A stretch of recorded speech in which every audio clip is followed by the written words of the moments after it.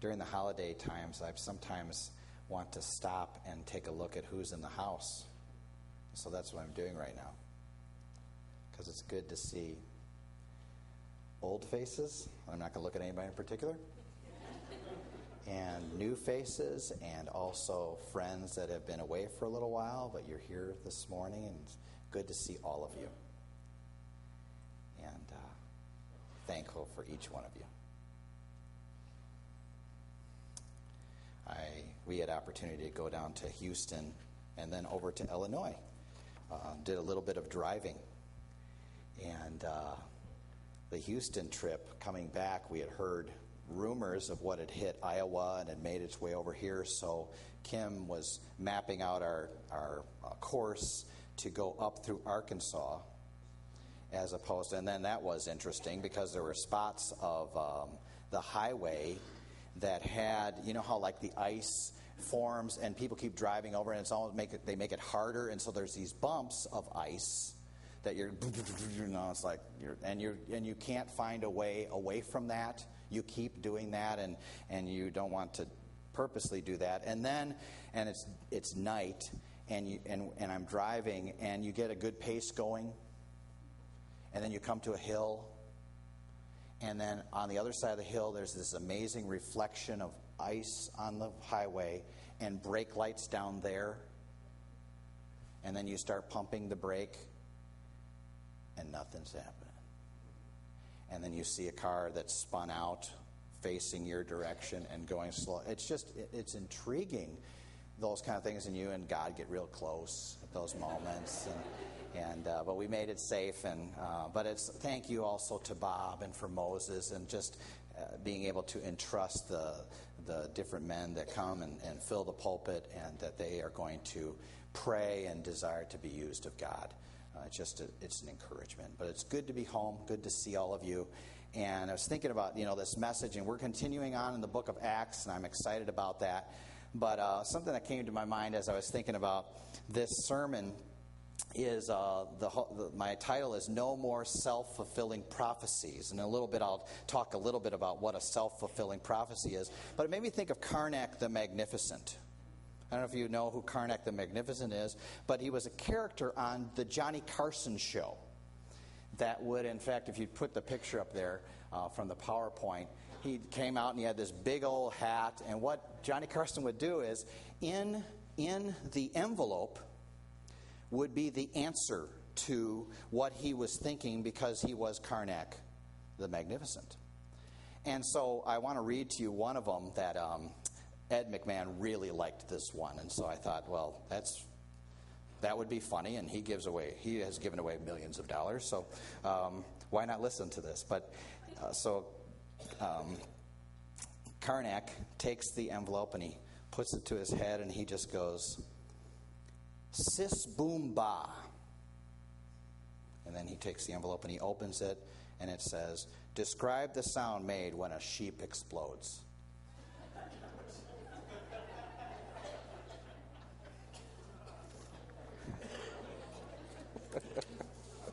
Yeah, that was the kind of humor that we enjoyed back in the day. Those of you that have only experienced Leno, I apologize.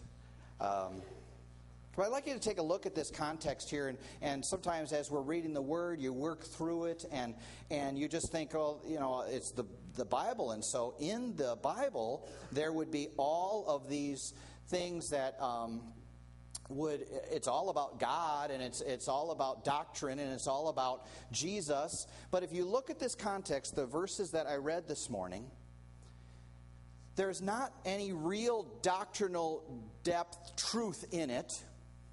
I don't think Jesus is mentioned. I don't think the Holy Spirit is mentioned. I don't think God's mentioned. And so as you would read through that, if this was something that was in a textbook in a college history class, and it was a narrative that was explaining something that happened historically, a person could read this and not see God in it at all. They could go, I guess there was this guy who got a bunch of people mad and they wanted to kill him, but then he had a relative that heard about the plot, and he kind of took care of some things, and ultimately in this Roman situation, it seems like this plot was taken care of. And so just information's being shared. And out of that, sometimes it would be very easy to go, now where's God in that? And some of you may be here and you're looking only for a God of miracles. Unless God does the miraculous, He must not be in it. It's always got to be a supernatural, boom, enter the situation, and you go, oh, that's God. And we talked recently in a youth group and in Wednesday night Bible study, we talked a little bit about miracles. What's a miracle? And because there's some people that say, a baby's born, and they go, now that's the miracle of birth. And actually, no, it's not. I know you might be shattering something. It's an amazing thing that happens, but it happens all the time. It's a natural thing that happens that God has allowed. It's amazing. But biblically, theologically, the definition of miracle, it's not a miracle. A miracle is when God supernaturally enters the natural world and does something outside of what could naturally happen to do His thing. And Jesus had a bunch of those that He did. And there are some people, I won't believe until I see it in this way. It's got to be something miraculous. It's got to be something that, boom, oh man, that was God. God showed up miraculously. A hand reached down and took care of the person that you can't stand. That's a miracle. It isn't going to happen. And then I thought about a book of the Bible that actually, it talks about a feast eventually of the Jews. But it never mentions God. Never mentions anything doctrinally that if you were to look at it, it would be just like I was saying earlier about something that was put into a textbook of history. And if that story was placed in a textbook of history, they could go, that would be acceptable. It gives us information concerning this guy named Haman, concerning a guy named Mordecai, concerning this girl named Esther. Such a time as this, and you know the story if you've read the book. But the book of Esther doesn't mention God. Is one of the biggest proofs and what's the doctrine that's usually talked about with Esther? It begins with a P, providence. The providence of God. God orchestrating, God entering through natural situations, moving in people's hearts, timing things amazingly, where somebody enters the room just at that time and sees something going on. It's like, we're going to take care of this.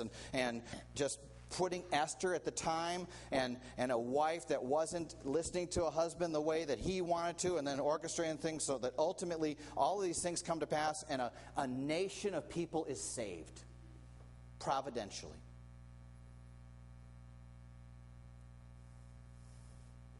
And so if you're sitting here and you're going, I'm only into this God stuff unless it's a miraculous thing,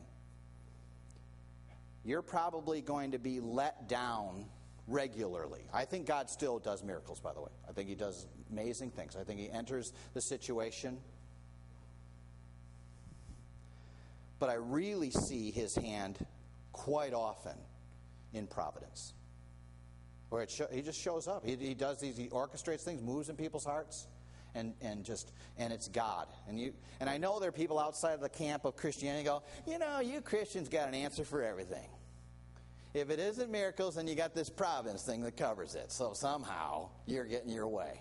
I'm always trying to think of how they're going to argue with me. You got to believe something. My hopes, I'm banking on this. This is what I'm banking on. And so as I look at it, I see the hand of God in this story, providentially working out. And I hope it encourages you too. Because you may be here and you're going into this next new year and you're going, God, you got to help me here. Because providentially, there's times even, God, I don't see it. There's times I have my high points. I see it, and then there's other times I'm not seeing it. My prayer for you is that you'd experience and see the providence of God daily. And give him the glory. And that it wouldn't just be a coincidence. Boy, aren't we lucky that this happened. And it just so happened that this happened. But that you would go, and God actually wants to work in my life. He actually wants to impact my marriage and my home and my children and my parents and this community for his glory. It's my prayer. So a few verses kind of encourage us in this area. Philippians 4, verse 6. Do not be anxious about anything, but in everything, it's like, God, you want me to talk to you about everything? Yeah. That's we're in this. It's a relationship. But in everything, by prayer and supplication, with thanksgiving, let your requests be made known to God. Hebrews 13, verse 6. So we can confidently say, the Lord is my helper. I will not fear. What can man do to me? I'll tell you, having this kind of confidence going into a job interview, having this kind of confidence going into a hospital, having this kind of confidence going into any situation that, God, we got a relationship. What could man do to me? Luke 12, 29 through 31. And do not seek what you are to eat and what you are to drink, nor be worried. He's talking to us fiscal cliff people. For all the nations, look at it, he's saying, other people think like this. For all the nations of the world seek after these things, and your Father knows that you need them. Instead, seek his kingdom, and these things will be added to you. Isn't this so good? I mean, practically speaking, what Steve was talking about, if there's a situation, we at this church, our prayer is that we would be helpful. And so when Steve approached me concerning this ministry opportunity, it's like, it's an answer to prayer. Finances are huge. And then we've got a church counselor that comes here on every other week. And so some of you, if you're saying, man, there's some things I need prayer for, I need to work through, I got some questions, we want to be, but it's here. And so there could be I'm fine, and just putting it off. What a great thing to have preventive medicine, as opposed to waiting till something would go over the cliff, and then you're like, hey. Back here, a willingness to say, I need help. I need help. So let's work through this story together and see the providence of God on this life, and hope it encourages you. Point number 1, plots are formed.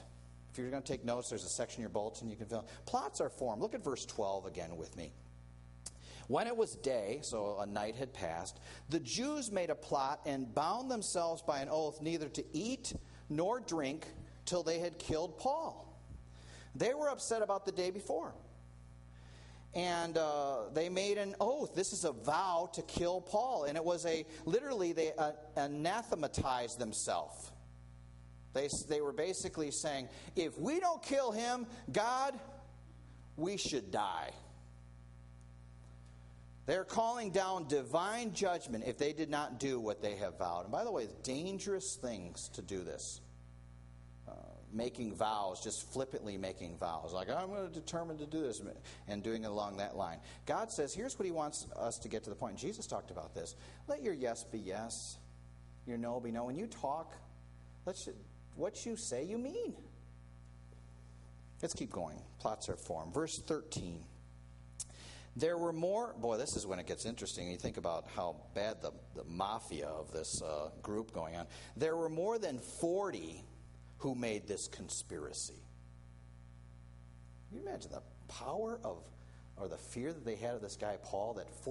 Think about 40 guys getting together and going, we are determined to kill this person.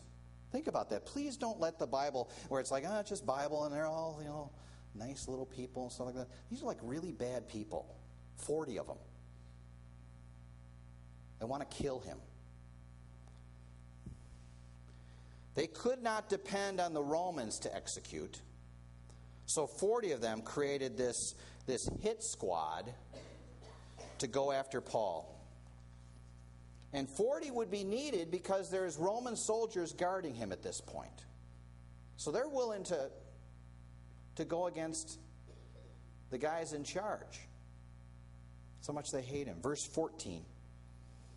They went to the chief priests and elders, which would be the Sadducees mostly, and said, "We have strictly bound ourselves by an oath to taste no food till we have killed Paul." They approached the Sadducees because they would be into the plot. Remember what happened earlier?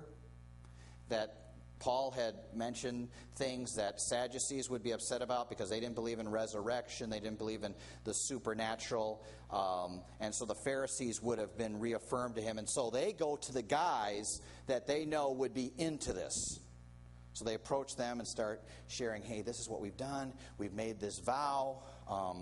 We just want you guys to know about that." Verse 15. "Now therefore you, along with the council, give notice to the tribune to bring him down to you, as though you were going to determine his case more exactly, and we are ready to kill him before he comes near." It's almost like, I don't know if you remember the scene, if you've seen it on the grainy TV video of when Oswald is making his way. Oswald had killed the president, at least that's what some people believe, maybe not Oliver Stone, but some people believe it.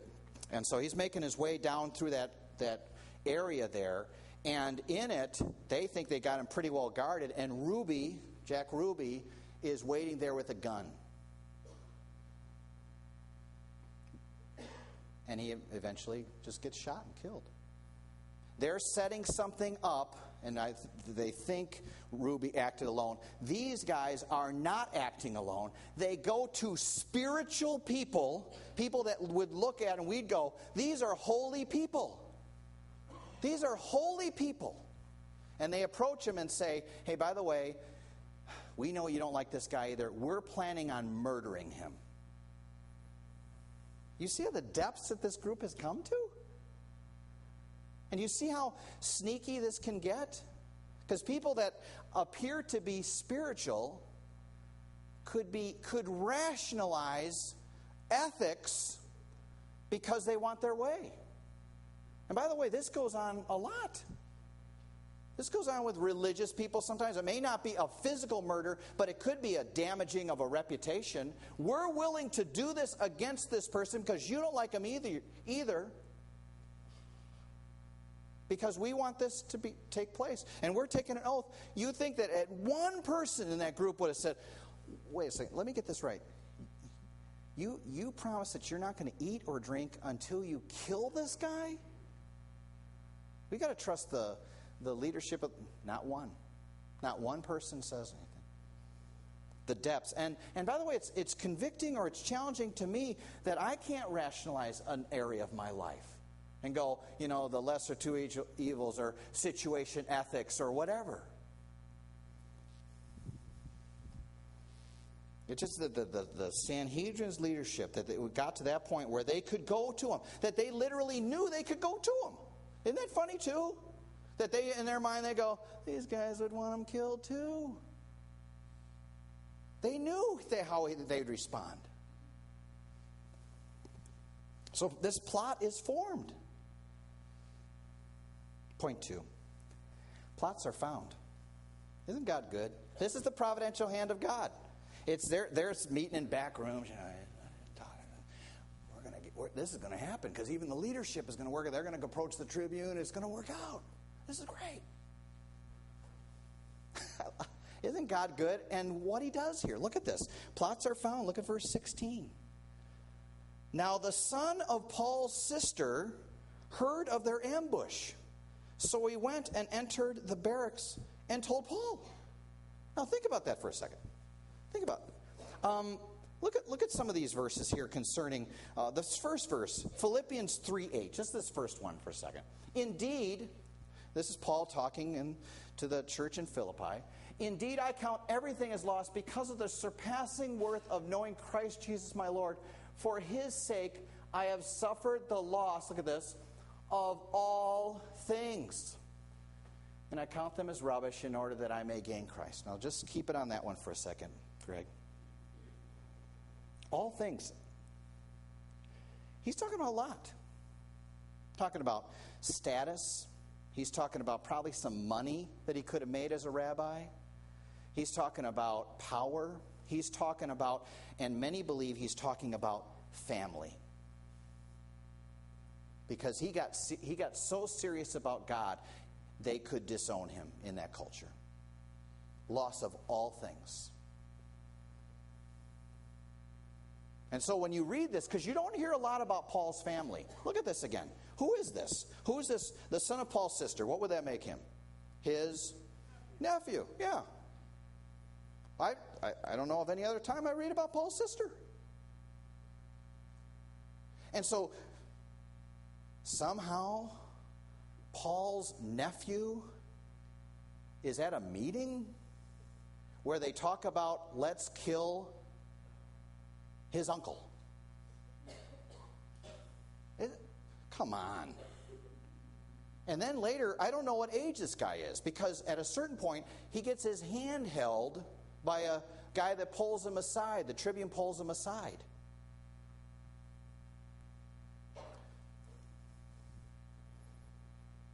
Let's look at these Romans verses. Look at some of these Romans verses, just to give you an idea, because we don't hear about it often. Romans 16 verses. Greet Andronicus and Junia, my kinsmen. Some people say, well, those are just either fellow Hebrews, fellow Jews, or the word could also be relatives of his. So, my kinsmen and my fellow prisoners, they are well known to the apostles, and they were in Christ before me. And so some believe this could be relatives, because Paul at the family get-togethers, Jesus is coming up if he ever goes back. I mean, I just had time with my family. Jesus comes up, even with people that don't know God. He's got to come up at some point. And it's Paul. And so he's praying for the people that are part of it. He prayed for the Jewish nation, but I guarantee you, he prayed for his sister's son. Because he loved him. Let's keep going. Some of these other verses. Greet my kinsman Herodian. Greet those in the Lord who belong to the family of Narcissus. And I think one more verse. Timothy, my fellow worker, greets you. So do Lucius and Jason and Sosipater, my kinsmen. So all these could have been relatives of Paul that at a certain point received Christ. That's our prayer, isn't it? It's that as we share, that at some point family members that don't know Christ, or maybe they grew up in church and all this stuff, but at a certain point, maybe college, high school, college, they said, I am done. This does nothing for me. My prayer is that they would have a relationship with Jesus Christ. They've never had it, that at some point they would have that. And I see Paul here praying, and these could have been relatives that got saved. But it's just so ironic. It's so amazing that there's so many involved in this secret. There's just the 40 guys that are planning it. You don't know if there's other people that were a part of that meeting, but they're like, I don't know if I want to do that. I'm a little nervous about that. But then transferring that information to the chief priests and scribes, then, the more people that know about stuff, I don't know if somehow, what if Paul, and I don't know, but what if one of Paul's nephew grew up in a family, it seems like Paul's family was serious into the law and into the Jewish customs and stuff like that, and so he's growing up, and he's a part of the group that is still learning, trying to become a rabbi and things like that, and he sits in and he's hearing rumors, and he's like, man, something's up, and he does a little more research, and he finds out, man, they're going to kill my uncle, and I don't necessarily agree with my uncle. I don't necessarily, man, he went off the deep end and he's a follower of that guy that we're not into, but it's wrong for them to kill my uncle. And I love my uncle, or I love justice enough, or I love whatever, that I'm going to go. I don't know. But God in his providence reaches in and makes this guy say, I'm going to do something about it. I love to, and it says here he's a young man. It's a young person that determines, and so it's just encouraging that you don't have to wait, I'll just wait till I get older to get serious about God, or wait till I'm older to resolve about something. Right now you can go, this is wrong, and I'm going to do something about it. So he goes and he sees Paul. Let's keep going. Last point. Plots are foiled. Plots are foiled. Look at verse 17. So he goes and he tells Paul this, verse 17. Paul called one of the centurions, because it was like a house arrest type thing, it seems like. Take this young man to the tribune, for he has something to tell him. So he tells the centurion to bring his nephew to the tribune to inform him of the situation. Verse 18. So he took him and brought him to the tribune and said, Paul, the prisoner, called me and asked me to bring this young man to you, as he has something to say to you. So it seems like it's out of respect of Lysias's rank that Paul communicated to him through his centurion. And he had this respect level for the Roman leadership. You see how constantly how he interacted with the Roman leadership. Very respectful. And it's just so cool how Paul is even teaching us something here, that you go through channels. You do that. You respect the chain of leadership. Verse 19. The tribune, look at this. This is what I was talking about, this young man. The tribune took him by the hand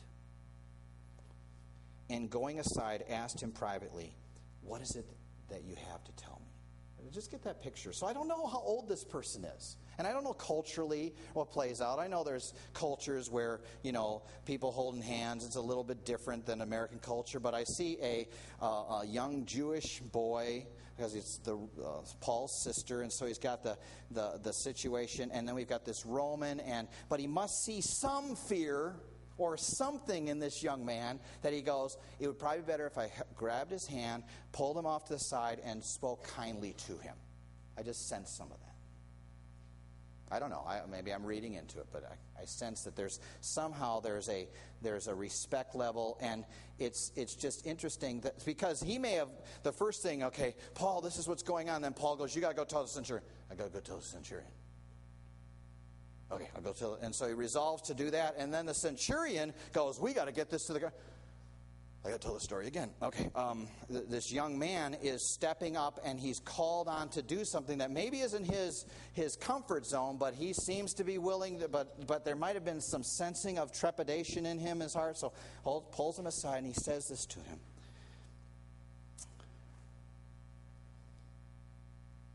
Verse 20. And he said, this is a young man, the Jews have agreed to ask you to bring Paul down to the council tomorrow, as though they were going to inquire somewhat more closely about him. Okay, so he's telling him the facts. This would be an intimidating situation when you think about it. But he's telling him about the plot. Now I like this. Now isn't this so a young man or young woman determined? Okay, think about it. You've got him talking to his uncle. Then you have him talking to the centurion. Then we have him talking to a tribune. Look, I love this. Look at the next verse.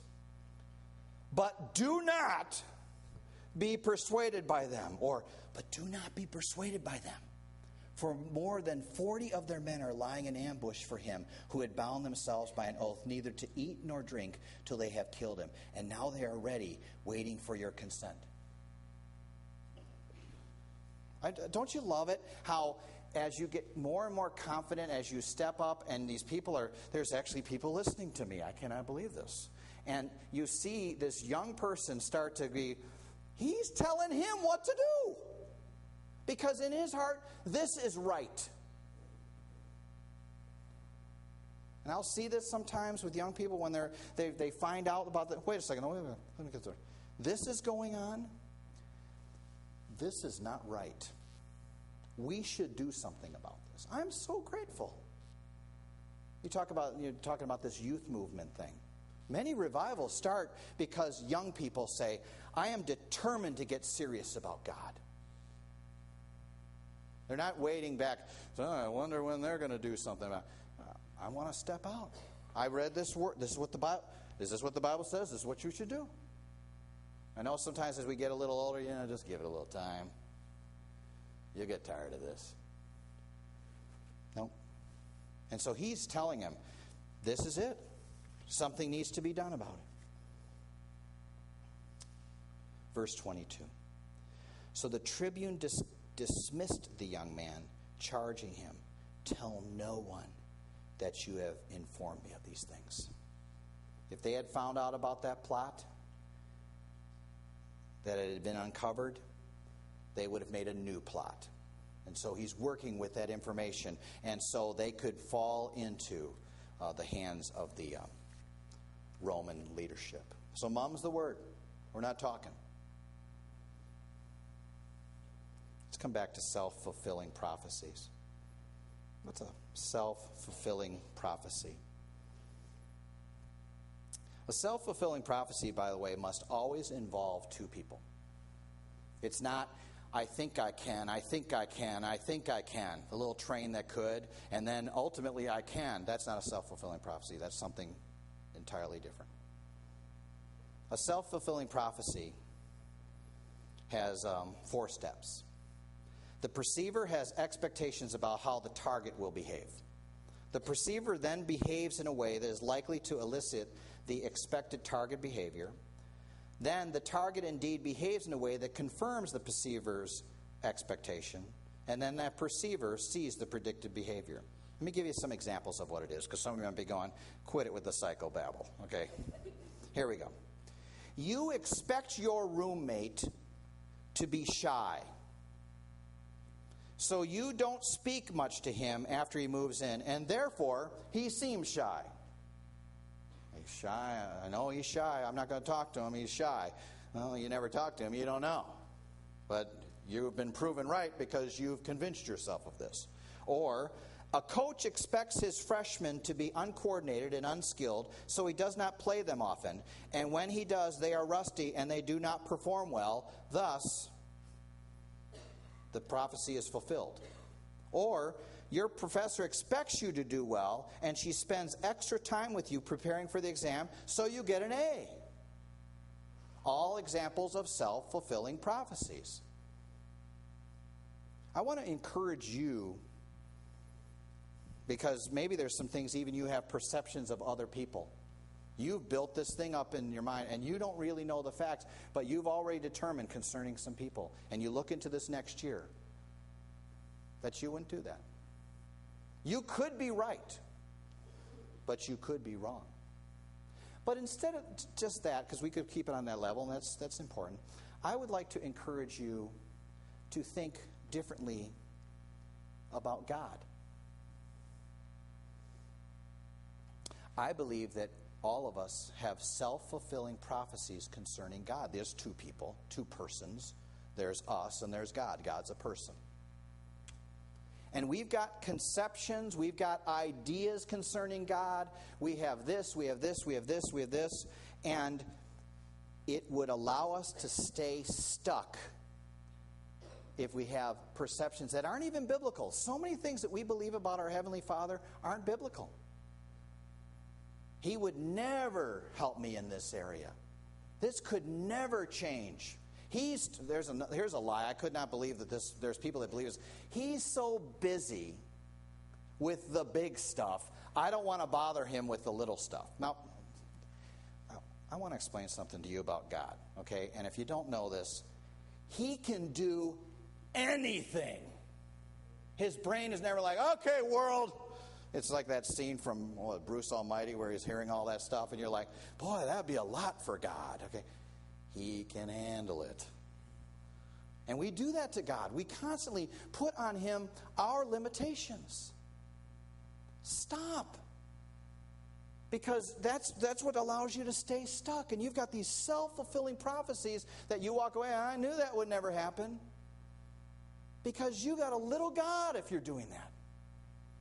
And we've got a big God. And I want to believe him, and I want to believe him biblically concerning things. And so we talked a little bit about this in Sunday school today, and I was talking about how I could think of certain areas in my life that I'm pretty good at that. And the gospel saves us at the beginning. We've got that launching pad or that start where we believe certain things concerning God that are biblical, the good news of salvation. Jesus died, he was buried, he rose again the 3rd day, and me believing and acknowledging my sinfulness and him coming in and saving my life and making me a new person, I've got heaven. But I also have this thing called earth life that's still going on. And so what good is the gospel in and of these things. Here's what the good of the gospel. The truth of the gospel that Jesus Christ came, he died on a cross. That's why we have this thing up here as a reminder. Man, I need Jesus. But some of us, we relegate the gospel to just stay as a launching pad, and then I got it from here. It's nice, Jesus, but I got it from here. And so when it comes to my overeating, when it comes to my lack of exercise, when it comes to my lack of discipline in areas, and all these things, I just got to try harder.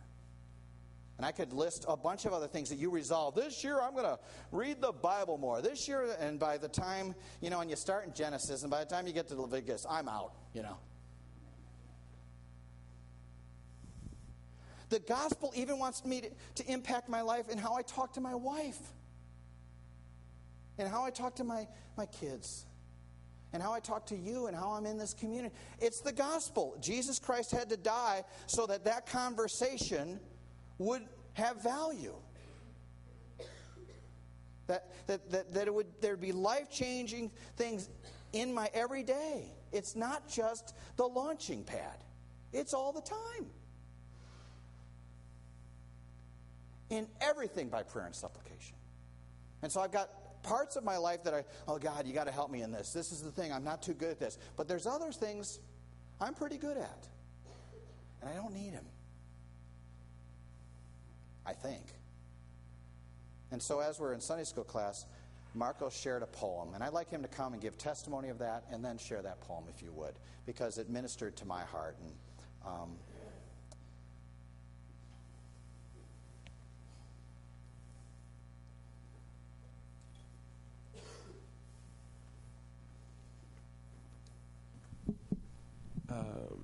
a couple months ago, I was just really struck.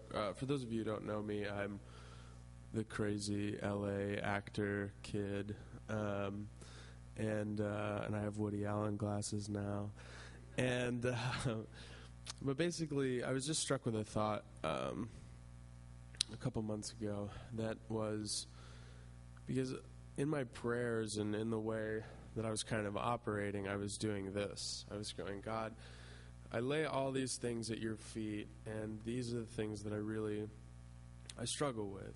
And I'm really bad at these things, and I fail continuously in these things. And God goes, hey, what's in your other hand? And I'm like, oh, this stuff, this is like acting and singing, and this is stuff that you've given me. This is gifts from you that I'm pretty good at it. So I'm gonna hold on to these back here, but these are the ones that I need you to fix. And God was like, no, I want all that stuff. I've given you all that stuff. I've given you your weaknesses and your strengths. So I want all of it at my feet. And so I wrote a poem about this, because that's what weird artistic people do when they're learning something. So anyway, it's called Open Hands.